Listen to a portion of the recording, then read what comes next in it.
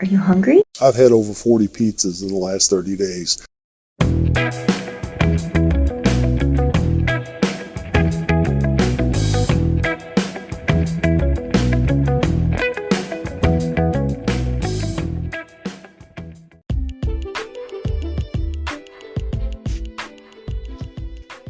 Hello and welcome to episode 3 of Strength for Tomorrow Radio with me, Stuart Thompson. Thank you if you've listened to any of the previous episodes. I really appreciate it. Really appreciate all of the feedback and all your support. Hopefully you enjoyed Jack O'Hare's interview last week. I'm really sorry about the sound quality. We recorded it straight off the phone. I thought it would have picked up more than it did. Unfortunately, it wasn't great. But if you missed Jack's joke, don't worry about it. It wasn't great either. Only joking, Jack, if you're listening, which you should be, because you work here. Today we're going to discuss fat loss, weight loss, and toning. So these are some of the most popular areas in health and fitness. They're the areas that are most asked about, and unfortunately they're the most confusing because there are so many mixed messages out there. Some unscrupulous personal trainers maybe come up with one idea, the media picks it up, they perpetuate that dishonesty, and then unwitting members of the public also kind of feed off of that, and it just perpetuates and gathers pace, and before we know it we'll have all sorts of nonsense floating about. So I'm going to delve into that. It's going to be tough to do in the next sort of 20, 30, 40 minutes, see how long it takes. It's a big topic to cover, but I don't want to make this a 2-hour podcast. I want to keep it quite succinct and to the point. So yeah, we'll try and do that. Hopefully you enjoy. If you have any questions about it, you can let me know and I'll answer it in the next time. We're also going to have some frequently asked questions regarding fat loss, toning, weight loss, and I'll try and answer those as best I can. And of course, the highlight joke of the week.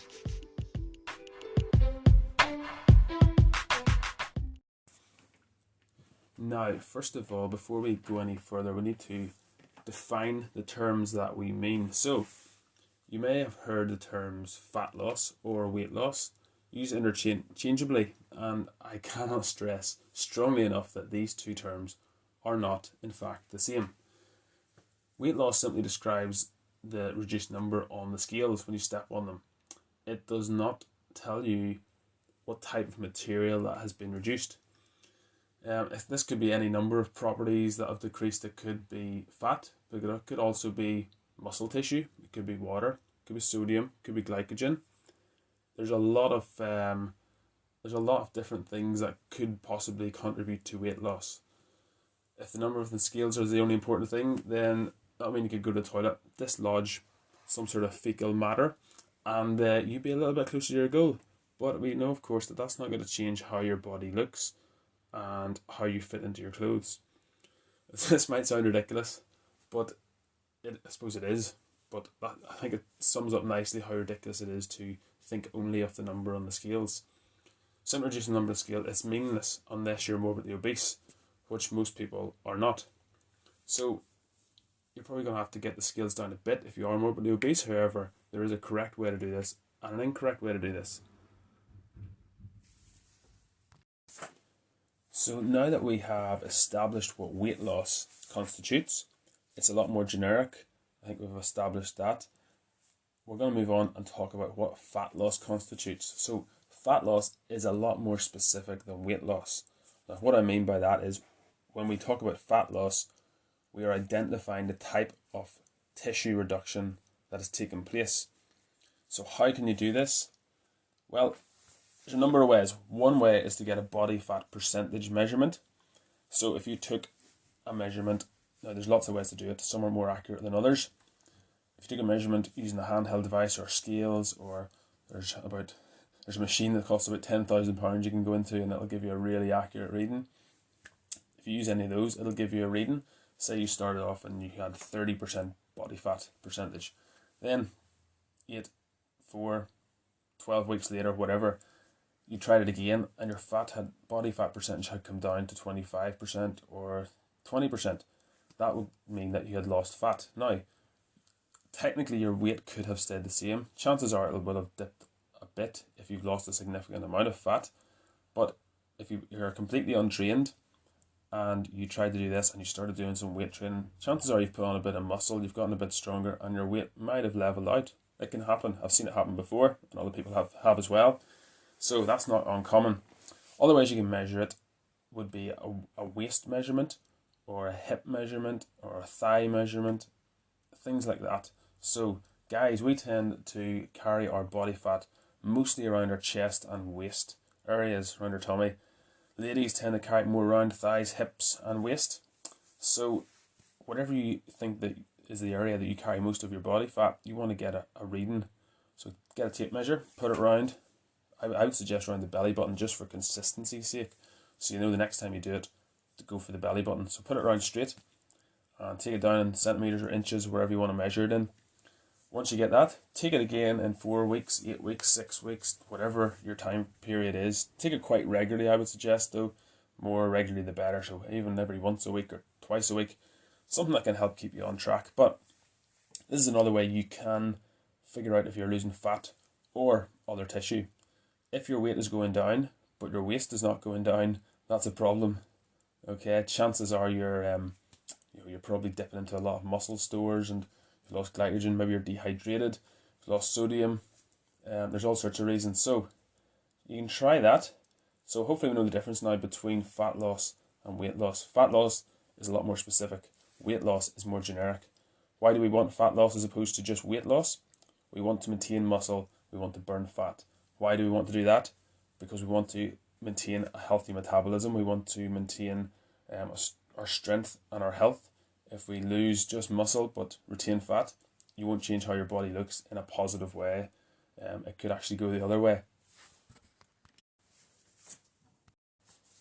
So next, I thought it would be helpful to think about some of the common myths and mistakes that surround fat loss or weight loss, depending on what we're talking about. I want to talk about specifically about fat loss for now. If it is anything different, I will let you know. But the first mistake is most people think to lose fat, you need to do cardio. To build muscle, you need to do weights. This is not necessarily true. This is one of those things that probably be fact checked on Facebook, and it would be found to be partially true. But it's a little bit misleading, shall we say? So if you walk into any gym, or if you look around the roads, I guarantee you'll see somebody on the treadmill or the cross trainer. They'll be going hard at it, and 6 months later they'll still be doing it. Maybe if they're lucky, maybe they've given up by then. But if they're still doing it 6 months later, most of them will not have gotten any leaner or changed their body size or shape in the way that they would have wanted to. Why is this? Well, steady state cardio, basically it will burn calories, it will burn energy whenever you are exercising. So during that half an hour or that hour that you are in the gym on the treadmill, if you can manage to stick it that long, because it is quite boring if you ask me, during that time you will burn a significant amount of energy. However, HIIT training, high intensity interval training or weight training, that will enable you to not only burn calories during your period of exercise, but it will also help you burn more calories at rest whenever you stop exercising. So later that evening, later that day, studies suggest it can even keep burning at a higher rate for up to 36 hours after you stop, which I like to think of whenever I put my feet up in the evenings and I've done a weight session or whatever. It's nice to have put your feet up and watch TV or whatever, knowing that you are burning at a higher rate. Your body's a little furnace at that point. So while your body won't actually dip into fat tissue during the exercise, it'll be using carbohydrates or sugar for fuel. So that is one aspect of it. Many people think, but I'm in the fat burning zone. I'm doing cardio, steady state, and the treadmill or whatever machine I'm using is telling me I'm in the fat burning zone. I'm burning fat. Yes, you are. However, you will be able to burn significantly more calories outside of the gym than inside the gym. So that is why it's more beneficial, if that is your goal, to focus on nutrition. And we're going to get to that. But you can burn more calories outside of the gym. So increase your metabolism while doing the exercise, and then you'll reap the benefits later on. So that's why lots of people actually start putting on weight, even if they're always on the treadmill, and they get frustrated and then they say, nothing works for me. It's not that you need to run more, cycle more, swim more, or walk more. Chances are it's just the calories need to be reduced. Okay, and the easiest way, I say easiest with a bit of a caveat behind it, but the easiest way is to focus on your nutrition and to get that dialed in. And that will mean you don't have to spend hours on the treadmill, hours walking about, 3 times a week probably doing some HIIT training, good intense training, and some weight training. That's probably the height of it. You don't have to spend every waking hour thinking about having to exercise or have to work out 6 days a week. You really don't. So that's one myth that we shall knock on the head. Number 2, doing loads and loads of reps, but with light weights to get shredded or ripped or lean or whatever word you want to insert there, whatever makes sense to you. You get what I mean though. So this one's been around for a long time. I don't know who invented it, but it's the biggest load of nonsense. In order to get ripped or lean or shredded or whatever word, we'll call it ripped, just to save me having to say that every time. So instead you want to get ripped, and you drop the heavy weights down and pick up the light weights and do 100 reps instead of 10 heavy ones or 5 heavy ones. Abracadabra, cut, ripped to pieces. Fortunately, the science doesn't back this up. It might feel like you're burning, your muscles are burning. That's just lactic acid basically building up in your arms or your legs. So it's not actually fat burning, which can be deceiving for some people. Bit of a news flash there for you. If you're trying to get leaner and you're in a calorie deficit, which you should be, then your body will get more benefit out of continuing to lift heavy weights. Now, you might not be setting PRs or, lifting as heavy as you did previously. It'll be heavy relative to you. You want to try and maintain the muscle that you've built up, like we said earlier. So doing hundreds of reps, it'll likely cause you to lose strength and muscle size, and therefore reducing your potential to tone. Remember, you're trying to retain or build the muscle underneath the fat. That is what makes you look more toned as you reduce the fat which is above it. Okay, so there's fat layer, then there's the muscle layer underneath. You want to try and maintain that hard tissue, which is muscle underneath. Get rid of the kind of flabby, soft tissue, which is the fat above. That is what I'm assuming your goal is if you're still listening to this podcast. And the next one, targeting fat prone areas like the belly, crunches, squats for thighs, and bench press for the chest. In theory, you can actually spot reduce fat. Now, I say in theory because it is so insignificant, it is an absolute waste of your time. Okay, I'm going to say it again, it's a waste of your time. If you carry belly fat, doing crunches is the least effective thing you could do. You would probably burn more calories going to the toilet and taking a number 2. Sorry to put it so crudely, but that's just the way it is. You'll probably burn about 0.1% of fat, extra fat, if you do crunches. Okay, the fact of the matter is you can burn more calories with your limbs, so with your arms and specifically your legs. So that's why doing big compound movements, doing squats, doing deadlifts, doing presses, doing pull-ups, doing rows, doing all sorts of things that are heavy and are going to involve lots of joints and lots of therefore muscles. The more muscles you are moving, the more calories you are burning. Okay, so our genetics largely dictate where we store our fat. We cannot change that. What we can change is the muscle size underneath. So if we increase muscle size, and yes, this goes for girls as well, you're not going to turn into the Incredible Hulk. You don't have enough testosterone to do that for a start. And also it doesn't happen overnight. It doesn't happen by accident. You can, dial it back a wee bit if you do feel like you're getting a little bit too much muscle, in which case I'm envious of you. But we don't get to decide where we put our fat on, and we also don't get to decide where we lose it from first. Many of us would opt for, our tummies or our thighs or our hips or chest or wherever. We would choose to lose it from there if we could choose. Unfortunately, we can't. So you need to be in a calorie deficit, and this will mean that body fat will be reduced overall. Okay, and unfortunately, the place where you're going to notice it first is going to be the last place to leave in some cases. Okay, so if you carry 2 inches around your waist of fat, but you only carry, half a centimeter on your arms, unfortunately, that's just the way it is. You might start to see your arms and your legs getting leaned up, but your tummy maybe will take a little bit longer. Unfortunately, that's just the way it is. I try to think of it if you have some grooves in the ground on the floor, and you pour a bucket of water, and all the water runs into those cracks, into those grooves, and it's over the top of it as well. But if you try and sweep it away, it's still going to be in those grooves, in those gullies, and that's kind of what fat is like. It's going to stay in those little gullies until you keep sweeping at it, and then it goes away. So don't sweep your skin either. I'm not suggesting that as a fat loss method. Don't want to start any other crazy rumours. The next one, number 4, extreme or fad diets. So we've all heard of them: paleo, Slimming World, Atkins, Juice Plus, intermittent fasting, Weight Watchers. I'm sure there's loads more of them out there. I just I can't even be bothered keeping up with them anymore. But I see loads of people jumping on fad diets and then going to the next fad diet and then the next one and then thinking, this is the one. Oh yeah, this is the one. We're going to try it. And you'll also maybe hear people in work or your family saying, I'm on this diet and yes, I'm doing really well at it, it's working. And you'll be like, yeah, so-and-so's on that diet, it's working for them. It's working for them. It fascinates me how people are so willing to part with their hard-earned cash to, buy some latest fad diet or marketing trend instead of just accepting the basic scientific principles that, I'm trying to put across here, but also other personal trainers have been trying to put across diligently for years. You'll see these even stupid machines on the shopping channel, for your abs, and you see the model, and the model's pretending, yeah, I did thousands of reps of this, so that's why I've got abs, or that's why I'm looking so lean.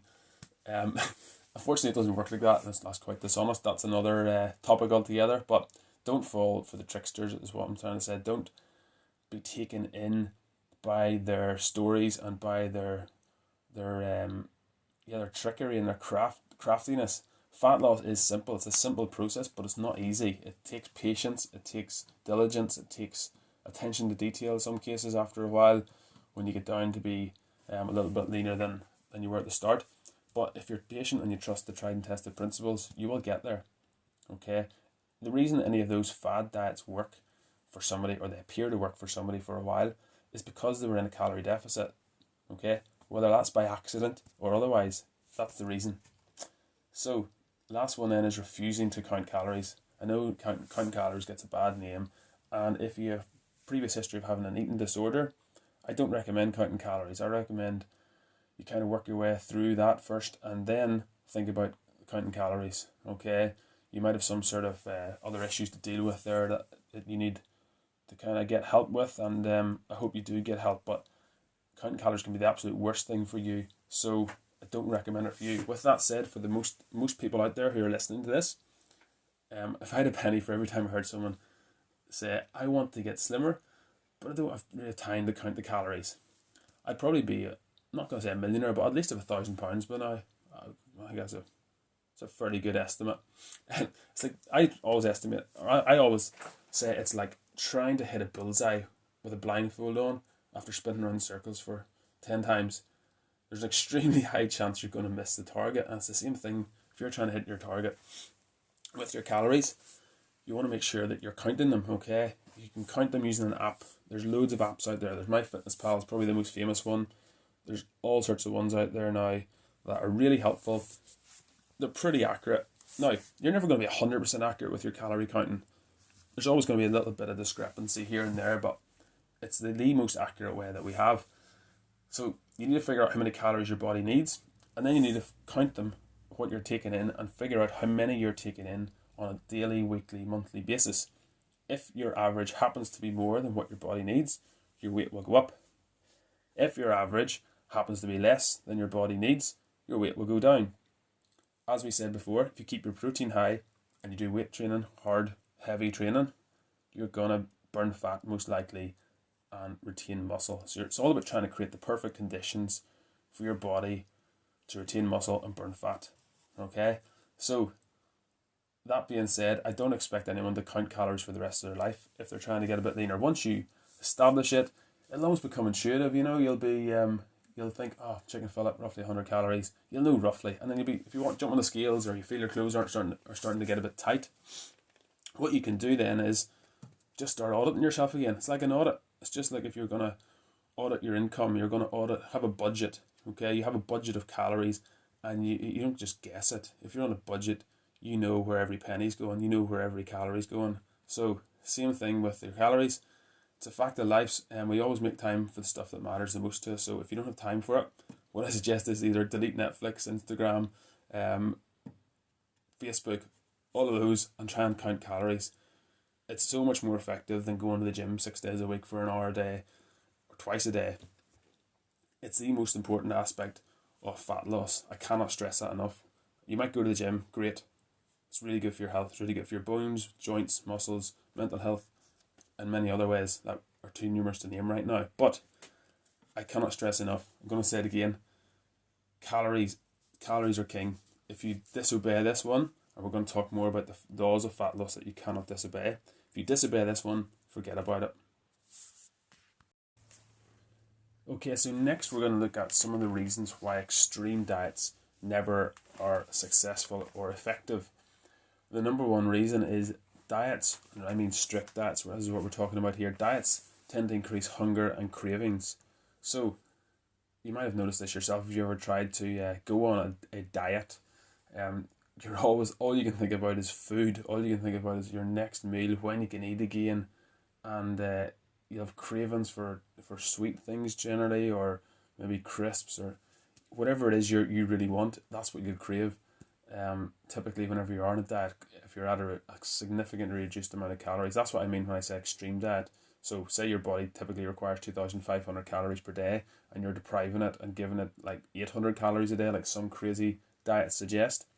You're gonna be so hungry, and you're gonna have cravings all the time. What's more, it's probably not even gonna be enough for your basic functions of your body and to be performed. So that's something. Eventually, people maybe do it for a week or two if they can hold out that long, and then all of a sudden they crack and binge, and they feel guilty, and there's a whole cycle starts all over again of binging and depriving yourself, binging and depriving yourself, and it gets you nowhere in the end.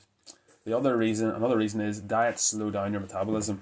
So if you are giving yourself 1,000 calories or less for a long time, maybe you've got significantly stronger willpower than the average human, then you will eventually slow down your metabolism. Now, this is not a permanent feature. Bodybuilders experience this if they're trying to do a cut for a show. I know you don't want to be a bodybuilder probably if you're listening to this, but the principle remains the same. You cannot stay in that extreme calorie deficit forever.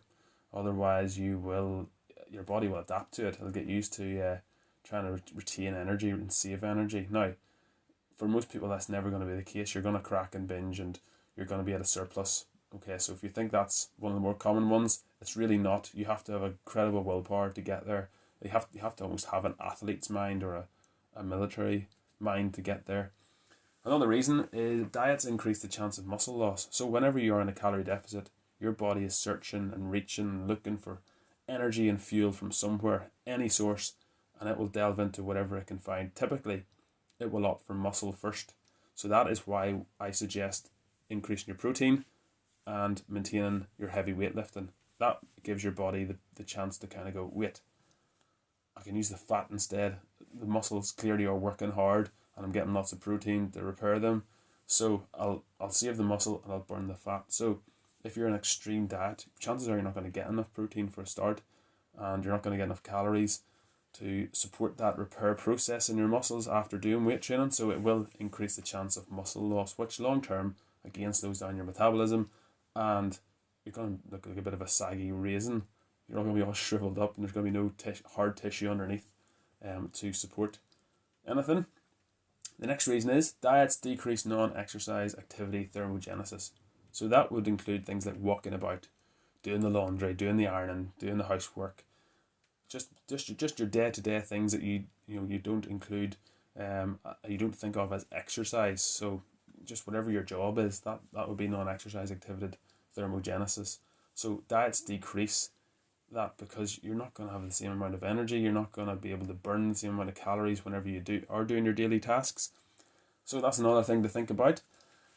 Next one, diets decrease your energy and work capacity. So if you are at the gym and you are trying to do weights, if you're in an extreme calorie cut, your energy is going to be sapped. You're not going to be able to, PR, whatever workout you're doing, you're not going to be able to lift as heavy as you were previously. You're not going to be able to work out for as long maybe as you were previously either, because you're so deprived of good nutrition. So again, I want to re-say that this is all talking about extreme calorie deficits. I'm not an advocate of extreme calorie deficits. I know some people are. I fundamentally disagree with it, and I see it every day. I see it every year. Long term, it never works. It just never works, and we'll get to that towards the end. These are some of the reasons why it never works. But next one then, diets decrease thyroid hormone. So when I was trying to put this together, I came across some interesting figures. One of them was women are 8 times more likely to develop a thyroid disorder than men. So that's something to think about if you're a lady. If you're in an extreme calorie deficit, if you're trying to cut calories to, 800 calories a day, you're gonna have a higher risk of developing a thyroid issue anyway. So why increase that risk even further by having an extreme calorie deficit? So yeah, thyroid problems tend to increase with age, and they affect adults a lot differently than children. But at the most basic level, thyroid hormone is responsible for coordinating energy growth and metabolism in your body. So you really don't want to play about with that and muck it up if you can avoid it. The next one then, decrease leptin. Leptin is a hormone. Its main role is regulating energy. Okay, so including the number of calories you eat and as well as you expend. And it's also important for how much fat you store in your body. So you really want to make sure you're not decreasing leptin. You want to make sure leptin is at its optimal level. It's wherever it needs to be. So messing about low calorie diets, extreme low calorie diets, is not a good idea. Stress hormone cortisol, generally that will increase if you're in an extreme calorie deficit. Your body will enter a stressed state if you're only getting a few hundred calories per day. Okay, and what can happen if that happens is you can start getting thinning skin, easy bruising, muscle weakness. You'll be less likely to heal as fast. Severe fatigue. There's all sorts of things. You can actually start putting on weight, and I mean body fat. So again, that is more likely associated with your calories are higher. Okay, a lot of people think, oh, it must be the stress hormone that's putting on all this weight, when in fact 99.9% of the time it's because your calories are too high. But that being said, a severe calorie restriction is not the next best option either. So don't misunderstand what I'm saying. To lose fat, you need to be in a calorie deficit. That's fundamentally important, but you do not want to be in an extreme calorie deficit. Otherwise, these are some of the consequences. Another one is decreased testosterone. So men and women need testosterone, particularly men. If you decrease testosterone, that's going to lead to all sorts of problems as well when it comes to regulating your weight, maintaining muscle, burning fat, and scoopering yourself long term. And the most common one, increasing the chances of regaining weight. And you might see this all the time. I certainly see it all the time. Somebody will tell me, oh, so-and-so lost a stack of weight there in no time. They did really well. They lost all this weight. And I'm thinking, I want to be really positive about it, but I'm thinking in the back of my head, they're going to put it all back on again. And that might sound really harsh, and that might sound really negative and pessimistic, but it's just the real world. This is what happens. I see it all the time. Maybe you've seen it as well. This is why, all of these reasons are why you're increasing the chance of regaining weight. If you go on an extreme calorie deficit and you lose loads of weight really quickly, the odds are against you that you're going to be able to maintain that. Because if you've done it that quickly, you really haven't changed the habits and the daily routine that got you there in the first place. All you've done is switched it off for a minute. You've just cut things out. You haven't actually learned to control anything. So those are 10 massive reasons as to why extreme calorie deficits, extreme diets are unsuccessful and really ineffective. So those are some of the reasons why extreme calorie deficits and extreme diets are a bad idea. The next thing I want to chat about, so you're probably thinking, sure, well, what am I supposed to do? What am I supposed to focus on? You've given me everything that I shouldn't do. What should I do? So the number one important thing that you can do to burn fat, retain muscle, and lose weight, if you're extremely overweight, energy balance is what you want to focus on.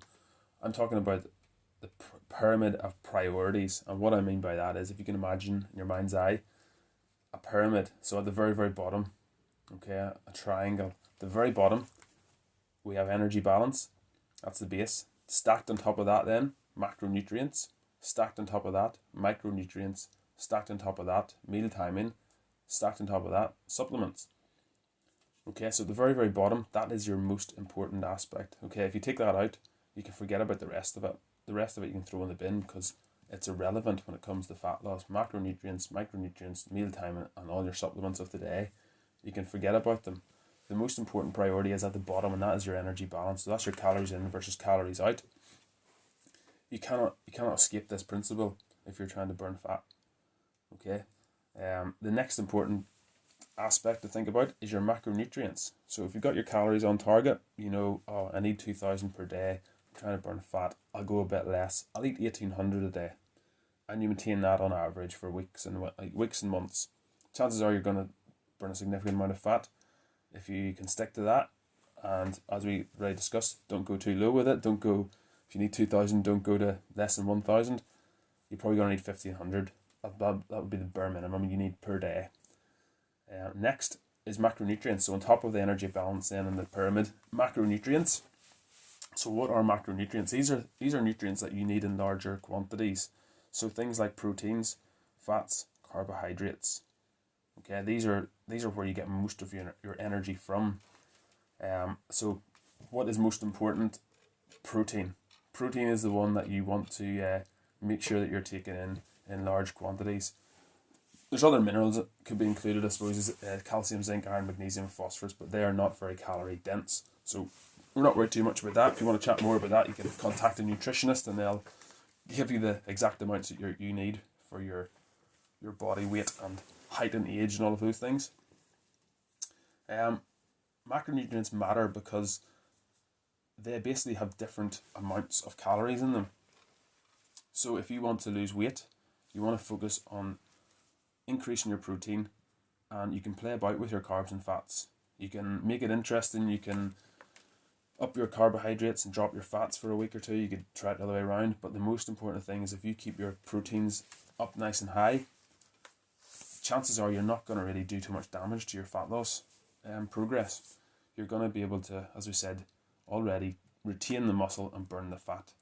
So that's why they're so important. You want to get them sorted. So count your calories, count your macronutrients, how many grams you need per day, and there's plenty of stuff on the website actually if you want to look into that, how many grams of protein, carbs and fats you need for your height, weight, age, activity level, all of those things.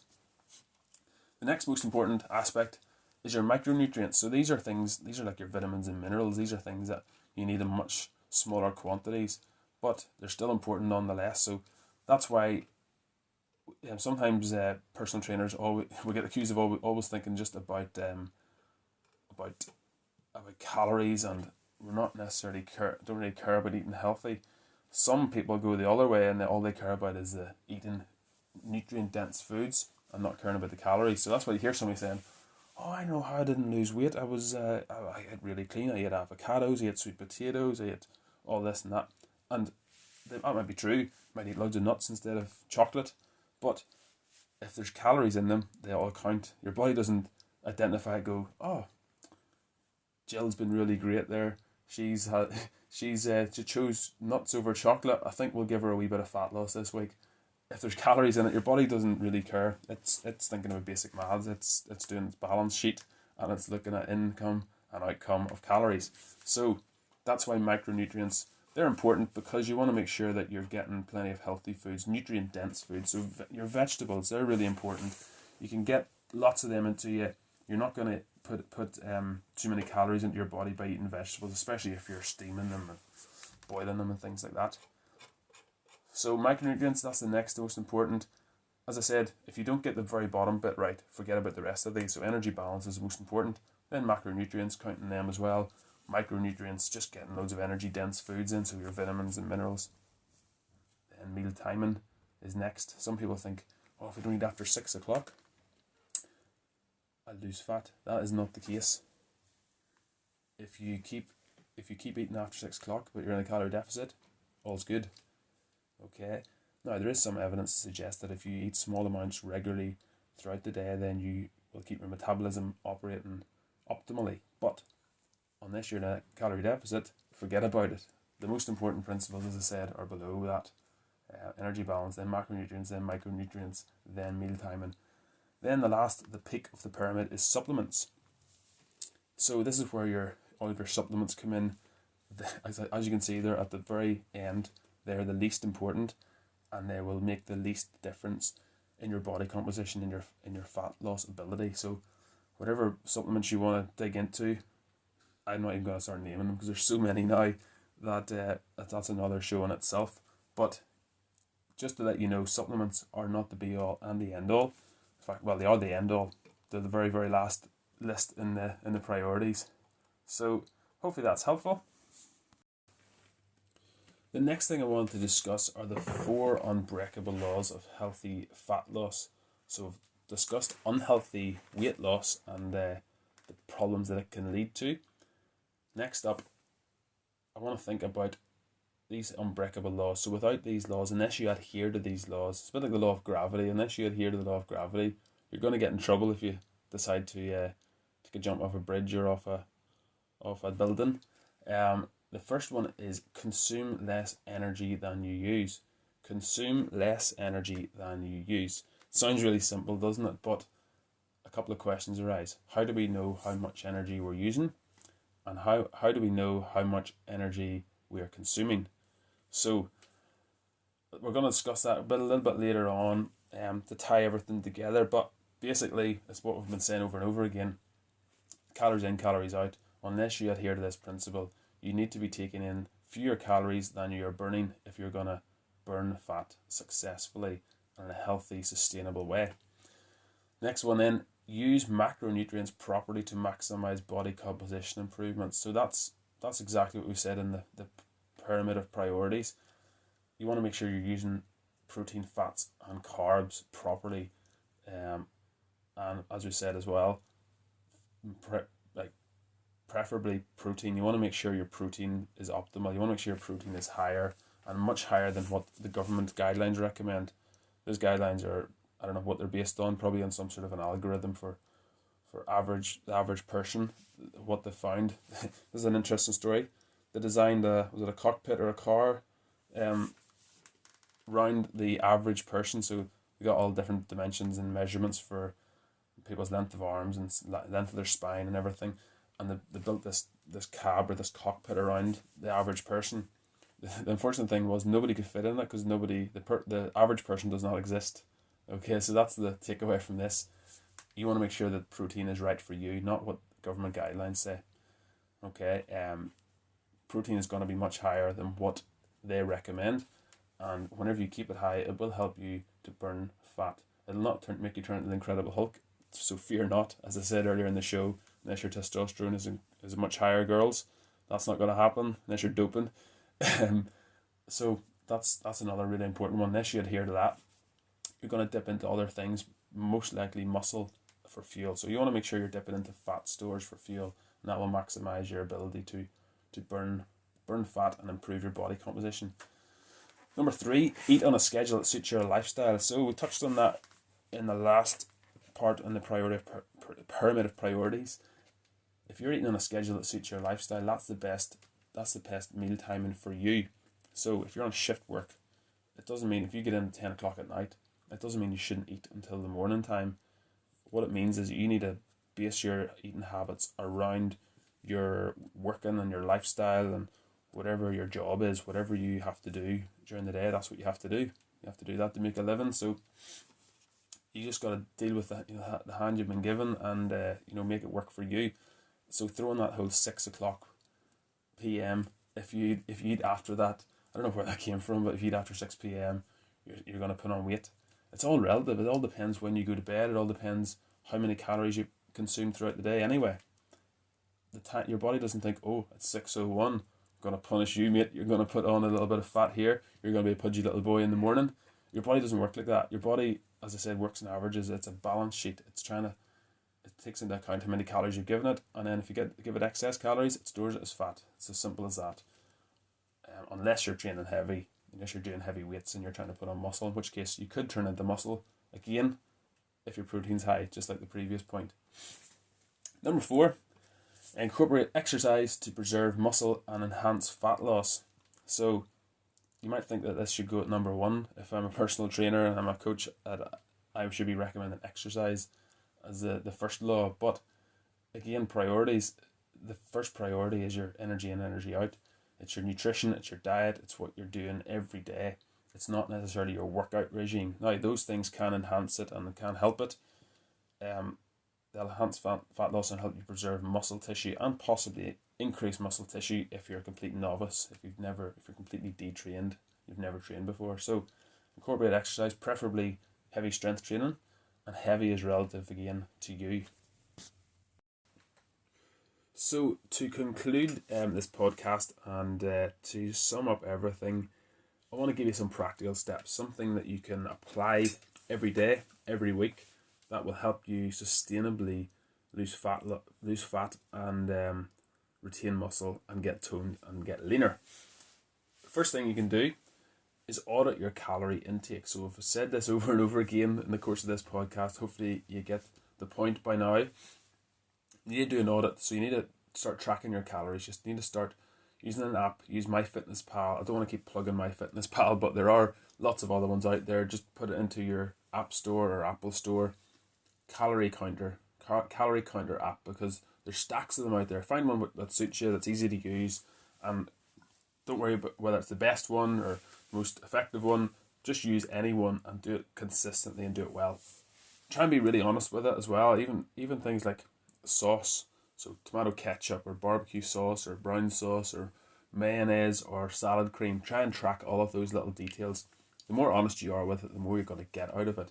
So audit your calorie intake. Do this for at least 2 weeks. Do it for a month even, including weekends. Some people have a full data set until they get to Friday evening, and then all of a sudden they forget about it until Monday morning, and then they start tracking again. That data goes missing from Friday evening until Monday morning. But really try and track it consistently. So audit your calorie intake. The next step is to calculate your calorie needs. So not only should you be counting your calories that you're taking in, you need to count your calorie needs. So you need to figure out how many calories does my body actually require for day-to-day activities.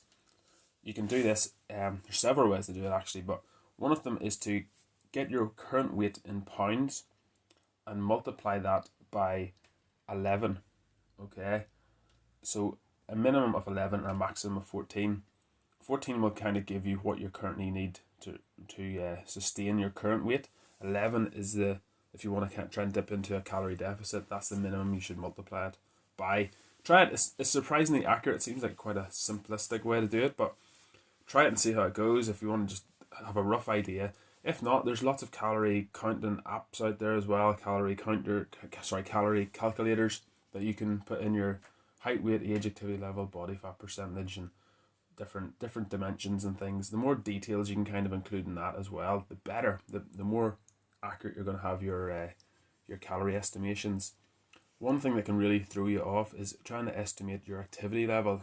It's a tricky one to estimate, and if you find after doing both of these 2 points, so auditing your calorie intake and calculating your calorie needs, if you find that your weight is not going down and you're adhering to it really, really strictly, you might need to reassess your calorie needs. Perhaps you don't need as many calories as what you calculated using the calculator. Maybe it has overestimated how many you need. The next point is calculate your macronutrient requirements. So we've touched on this already, especially protein. Try and figure out how much protein you need. There's lots of ways to do that as well. I don't want to go into detail for each of these things because you can look it up online. I just want to give you all the pointers and then let you go and research it yourself and apply it yourself. So get how much protein you need per day. Try and include protein in every single meal during the day to hit that protein target. And then the calories should take care of themselves. And the carbohydrates and fats should take care of themselves, because you are going to have your calories right and you're going to have your protein right. So the other two macronutrients should really even themselves out. Next thing you need to do is measure. Okay, so whether that is getting your weight, get your weight on the scales, that's one measurement. The more measurements you have, the better. Go for waist measurement. That's typically a really good one. That's an area you're going to see significant changes in fat loss. Wherever you store your fat the most, use that as your measurement. Another thing you can use is a body fat percentage calculator. So a handheld device or one of the scales that you can step on now, and it'll send a little shock, or not shock, don't want to scare you off. It'll send a pulse through your body and it'll identify different types of tissue within your body. So if you see that number going down after a month, then you know that you're losing fat. The other thing you can do is increase your NEAT, your NEAT, non-exercise activity thermogenesis. So we've already touched on this as well. Try and get your walking, try and get steps in. It seems really overrated, walking and going for getting your steps up 20,000 a day and all that. Let me tell you, it is not overrated. It's really, really underrated. I can't recommend it enough. If you're trying to burn fat, walking is one of the easiest and most straightforward ways you can do that. So just take the stairs, all the common sense things we hear all the time. Take the stairs, not the lift. Park away from the shop. Walk a little bit further. Any way you can add more activity into your day-to-day life, do it. Okay. You don't have to, do anything spectacular. Just literally walking more every single day is going to help increase your non-exercise activity thermogenesis. You're going to burn more calories just by doing the mundane things in life. But the scales will thank you, your waistline will thank you, your clothes will thank you. The next thing is lift heavy weights regularly, so 3 or 4 times a week. This is all for optimal fat loss, okay? You can get by without doing some of these, but the first ones you definitely need to. Lifting heavy weights regularly is going to help you maintain muscle, like we've said already, and it's also going to help you burn fat. So, 3 or 4 times a week, full body exercises, compound movements, squats, deadlifts, presses, pulls. Everything's going to use multiple joints and multiple muscle groups. The next one is practice sleeping well. So, if you're a parent of a young child, this might make it seem next to impossible. I understand that, but try and practice good sleeping. So prepare yourself for sleep as best you can. Even if this means it's going to be an interrupted night's sleep, try and get good density. So whenever you are sleeping, if it's 4, 5 or 6 hours, whatever you can manage to accrue over the night, try and make sure that it is deep, dense quality sleep and that you're going to sleep, you're falling asleep quickly. And how you do that is, there's lots of ways. That's another episode in itself, but try to avoid caffeine too close to bedtime. Try and relax, try and have a bedtime routine. Don't drink too much fluid before bed, and keep the room nice and cool. Get some white noise going if you need to, but try and prepare yourself to sleep well and practice it so that you're going to be well rested and well recovered. Next thing is check your measurements, adjust the calories and your macros. So after a month, after a few weeks, you want to check in on those things that we've already started doing. You want to make sure that you are heading in the right direction and that you're not going backwards and you're not just doing things for the sake of it and not getting results. So you might need to reassess if your weight's come down, if your measurements have gotten improved and your waist has gotten smaller. Then you might need to adjust your calorie intake. You might need to adjust your macro intake accordingly. Might be a few months before you need to do that, but stick with it. And then the next time, if you see if it's not happening, you might need to adjust it then. But if you're doing all of the rest of the things properly, that will need to be adjusted at some stage. So the last point is rinse and repeat. Keep doing that. Keep doing that process over and over, and you will get to be as lean as you could ever want to be. That is sustainably. So, hopefully that's been helpful. This is really such a big topic, and I wanted to keep it short. I've probably talked about it too long, but I wanted to cover all of these important points, highlight some of the mistakes that we make, and give you some practical applications that you can start doing from today.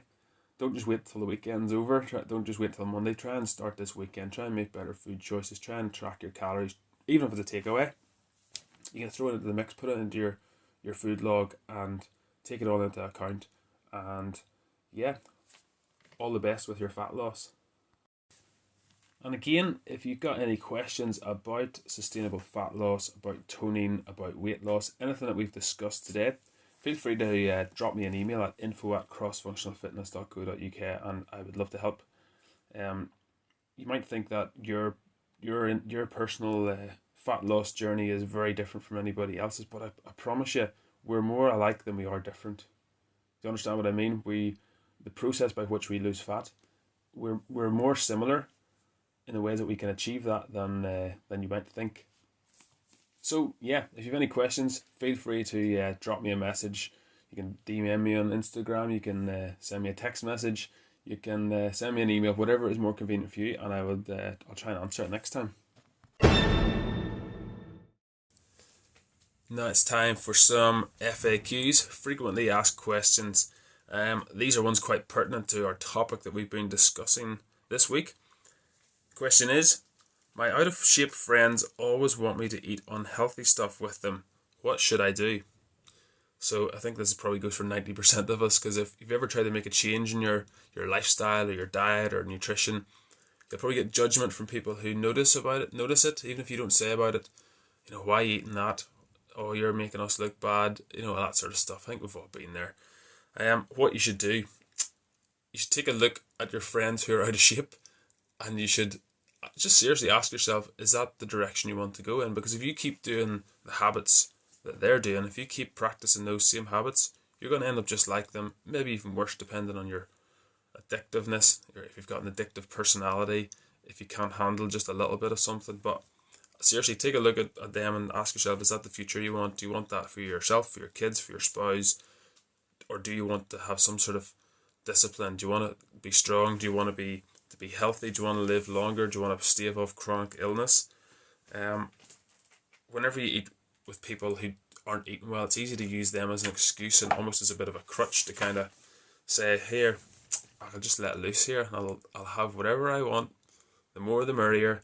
I'll keep loading up the plate. I'll drink as much as I want. I'll eat as much as I want. But whenever you're trying to strive for a healthier, more energetic body, you can inspire them to do the same. If you can kind of stave off those cravings and those temptations, and you can make smart choices, make sensible choices whenever you're with people who don't typically make those choices. You could be their inspiration. You could be someone who they use as their inspiration, and your strength can become their strength, if that makes sense. So yeah, if necessary, have some eat before you go out with them, so you're so full of good food, good nutrients, that you can't eat the crap, whatever it is, takeaways, whatever. And listen, if you're going to have some sort of junk food, make sure it's like kind of on your cheat day. So whenever you do have something like that, it is not going to derail your progress. It's not going to throw you off track. If you've got a cheat meal programmed into your day, into your week, into your month, then use that as your opportunity, and don't feel guilty about it. If that's that's part of the plan. It's part of the plan.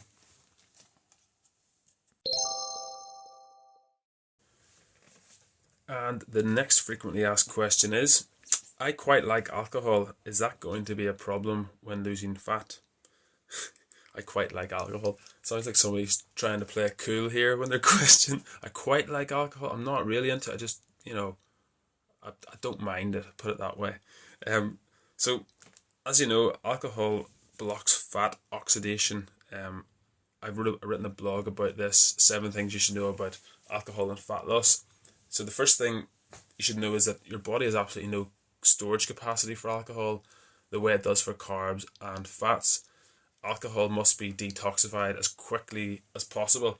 So this basically means that your body prioritizes it over other macronutrients like proteins, carbs, and fats. So while your liver is preoccupied trying to metabolize all that alcohol you consumed, your body, it won't be using for fat stores for fuel at all. So you won't be delving into your fat store. So even if you're in a calorie deficit, your body's going to have to use up the calories you've consumed from the alcohol before it starts eating the fat tissue that you're looking to get rid of. The other thing is alcohol can worsen fatigue when exercising. So if you're taking part in exercise, which is why you're listening to this podcast, assuming that at this stage. But yeah, if it can worsen your fatigue when exercising, so your liver will have to work hard to get rid of all the toxins in the alcohol. This means that it's going to be slower clearing out the lactic acid, and that's going to increase the likelihood of cramps, premature muscle fatigue, things like that. It's also going to increase sweat production. So you might have seen a friend after they've been hungover and they're trying to run or they're trying to do a workout the next day and they're sweating bucket loads. Yeah, that's what's happening. The other thing is weight gain. So just like soft drinks like Coca-Cola and Lilt, Fanta, Dr. Pepper, whatever you're into, alcohol contains empty calories that can easily contribute to your weight gain. So we talk about a beer belly, but it's just the fact that you're increasing your calorie intake by drinking, and it's easier to drink calories than to eat them. You're less aware of drinking calories than eating calories. It also reduces your ability to grow and maintain muscle. So this is a bit of an issue, especially if you're looking to grow and maintain muscle. If you have muscle, it means that your metabolism is going to be running faster than someone who has less muscle, or if you had less muscle. So that's another thing to bear in mind. alcohol is also calorie dense but nutrient sparse. So if you're going to get slimmer, you need to be at a calorie deficit. So if you choose to consume high calorie foods and drinks, like alcohol, then you're gonna have to remove other really like nutrient dense foods, good quality nutrients from your diet just to make way for the alcohol. And this becomes a problem because you're going to start to feel hungry an awful lot faster and an awful lot more often, and you're going to be a nightmare to be around basically. So another couple of points. It can wreak havoc on your sleep patterns. You often talk about a nightcap, but it's going to damage your quality of sleep. So you might not be aware of it, probably not if you've seen how much you had to drink, but before you go to sleep, you can wreck your sleeping schedule and you'll not even know it. The effects kick in once all the alcohol has been metabolized. So even though you're passed out, it's going to damage that quality of sleep, that density of sleep that we're going to chat about in future weeks as well. Get into sleep a little bit more. It also impairs your body's hormone regulation. So this is a massive factor when it comes to building muscle or losing fat. Alcohol has been shown to reduce your body's production of testosterone, especially if you're a regular drinker. So if you're always drinking every night, you're having a few beers, your testosterone is going to go down. And as guys, as we get older, testosterone goes down naturally anyway. So that's why it's not the same for everybody. If you're a 20-year-old guy, it's not going to have the same impact as if you're a 50 or 60-year-old guy. So yeah, unfortunately it is going to have an impact. But what I would do, I don't drink personally, but I would restrict the amount of fats I eat during the day if I was going to drink that night. Also try and get the most of your calories that day from carbs and protein, preferably protein, and stay away from carb-laden drinks like beers and fruity things. Dry wines, spirits tend to be better options from that perspective. And again, I'm not advocating anyone starts drinking alcohol. If you don't drink alcohol, you don't really need to worry about it. But this is hopefully helpful for you, maybe a little bit eye-opening as well. And our final frequently asked question is, can I lose weight without being in a calorie deficit? So this one is, I think everybody wants to know this. Everyone likes their food, and we all try to enjoy our food as we should. But the short answer is no. You cannot lose weight without being in a calorie deficit. Quite often people will say to me, Stuart, I've been in a calorie deficit for 3 weeks, 4 weeks now, and I am exactly the same weight. My first question will be, can I see the data? Can I see where you've logged your calories, where you've logged all of the food you've ate over the last 4 weeks? And I'll say, oh, well, I didn't log it. Like, I just know in my head, like, roughly what I was eating. And that's a big problem, because we're trusting on our memory, we're trusting on our psychology, we're not actually doing the maths at that point. So if you don't have the data, if you haven't actually recorded it calorie for calorie, you're never going to be 100% accurate. But even if you're 95% there, you're going to see a difference. So we always tend to underestimate how many calories we're eating, and we overestimate how many calories we burn. So that becomes a problem if we're trying to get slimmer, tone up, lose fat, whatever way you want to frame that. So no, there's been about 100 years of nutrition history now, of history study, and around the topic of nutrition, fat loss and nutrition. And it's not surprising that every bodybuilder, everybody who's ever tried to lose fat, to get lean, to preserve muscle, lose fat, tone up, all of that has to have been in a calorie deficit. There's just no getting around that. Until we get that established, you forget about it. People talk about the keto diet, they talk about the Atkins diet, they talk about all the Mediterranean, all these different types of diet, intermittent fasting and things. But the problem is, it's not that they're exceptional diets. It's not that there's anything magical about them. It's the fact that they were able to put you in a calorie deficit. That is the long and short of it. If they were successful in those diets, it's because they were in a calorie deficit. Now, the way they've ordered those calories while on that diet has meant they were able to do that and achieve that, which is great for them.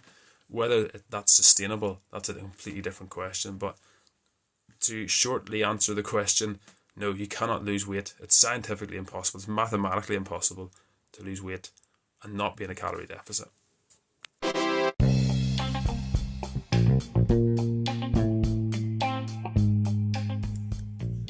And now for the segment, Joke of the Week, my personal favourite. Again, you can send your complaints in about this one to info@crossfunctionalfitness.co.uk. Why will a cannibal not eat a clown? Because they taste funny. I know.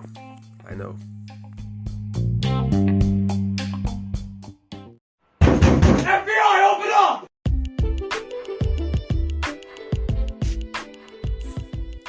Okay, that is us. That is the end of the show. Thank you so much for listening. Hopefully you found it helpful and you now know the difference between fat loss, weight loss, and what toning is actually all about, what it actually means in real terms, and what the science is behind it. As I said, it's quite a complicated topic, and it only gets more complicated the more voices you listen to. But if you have any questions regarding this or complaints about the joke, you can send in an email to info@crossfunctionalfitness.co.uk. I would love to chat to you. I'd love to help you.